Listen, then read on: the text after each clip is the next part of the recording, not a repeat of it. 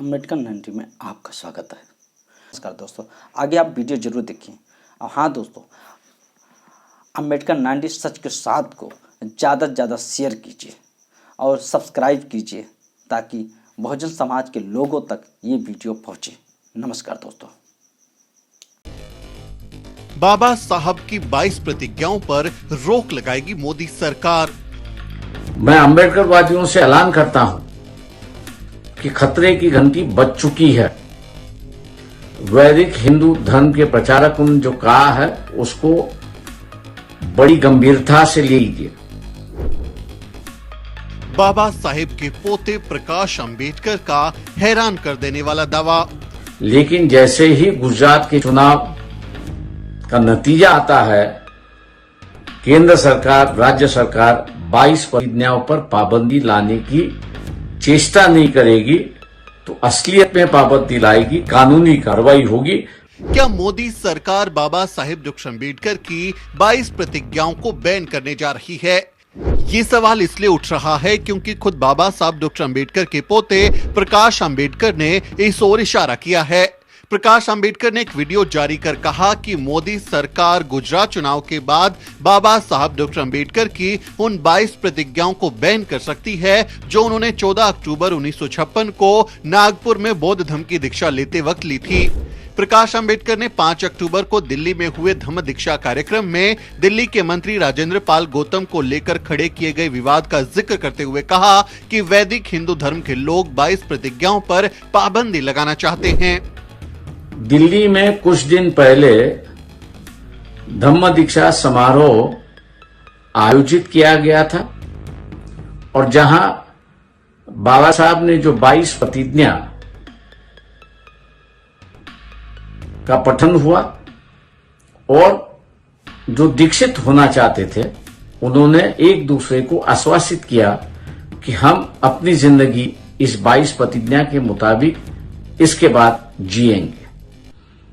इस बात को लेकर वैदिक हिंदू धर्म के प्रचारक और संगठन इन्होंने आपत्ति जताई, विरोध किया और ऐलान किया कि हम पाबंदी चाहते हैं 22 प्रतिज्ञा पर, कानूनी कार्रवाई चाहते हैं और हम धर्म की जो आलोचना हो रही है उसको हम मुंह तोड़ा जवाब देंगे। मैं अम्बेडकरवादियों से ऐलान करता हूं कि खतरे की घंटी बज चुकी है। वैदिक हिंदू धर्म के प्रचारकों ने जो कहा है उसको बड़ी गंभीरता से लीजिए। गुजरात के चुनाव तक केंद्र सरकार, राज्य सरकार कुछ नहीं करेगी, लेकिन जैसे ही गुजरात के चुनाव का नतीजा आता है, केंद्र सरकार, राज्य सरकार 22 प्रतिज्ञाओं पर पाबंदी लाने की सिर्फ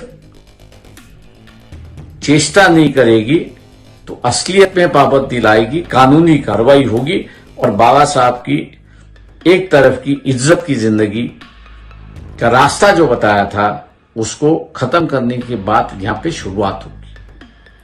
5 नवंबर को नांदेड़ में धम्म सम्मेलन आयोजित किया गया है। मैं तमाम अम्बेडकरवादियों से ऐलान करता हूं कि इस धम्म सम्मेलन को सफल बनाने के लिए लाखों की संख्या में आप उपस्थित रहिए। आने वाली 5 नवंबर को नांदेड़ में बड़ा धम्म सम्मेलन हो रहा है जहां लाखों लोगों के धम्म दीक्षा लेने की उम्मीद है। प्रकाश अंबेडकर ने अम्बेडकरवादियों से वहां पहुंचने की अपील की है। गुजरात के चुनाव तक केंद्र सरकार, राज्य सरकार कुछ नहीं करेगी, लेकिन जैसे ही गुजरात के चुनाव का नतीजा आता है, केंद्र सरकार, राज्य सरकार 22 प्रतिज्ञाओं पर पाबंदी लाने की सिर्फ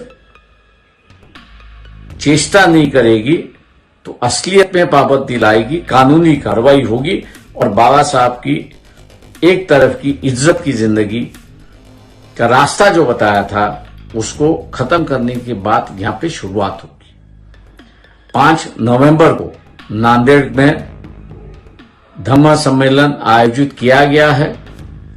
मैं तमाम अम्बेडकरवादियों से ऐलान करता हूं कि इस धम्म सम्मेलन को सफल बनाने के लिए लाखों की संख्या में आप उपस्थित रहिए। प्रकाश अंबेडकर के दावे के बाद बाबा साहब के अनुयायियों में इस बात को लेकर जरूर आक्रोश पैदा हो गया है कि कहीं मोदी सरकार वाकई 22 प्रतिज्ञाओं को लेकर कोई ऐसा फैसला तो नहीं करने वाली जो बाबा साहब का अपमान होगा। इस बारे में आपका क्या कहना है कमेंट करके जरूर लिखें और हमारे चैनल को भी जरूर सब्सक्राइब करें। Bureau report, the news beat.